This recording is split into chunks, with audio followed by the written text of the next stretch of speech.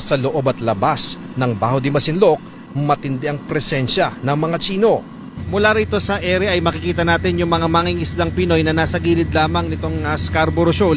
Ang nakalulungkot doon sa pinakabukana nitong shoal ay naroroon yung mga China Coast Guard vessel at may nakita pa tayo na floating barrier kaya imposible talaga na makapasok ang mga mangingisdang Pinoy doon. Ang floating barrier ay ibinalik sa bunganga ng Baho de Masinloc o Scarborough Shoal na nilagyan na rin ng barrier ng China pero pinutol ng Philippine Coast Guard noong Setyembre ng nakaraang taon. 124 nautical miles lamang ang layo ng shoal mula sa Zambales.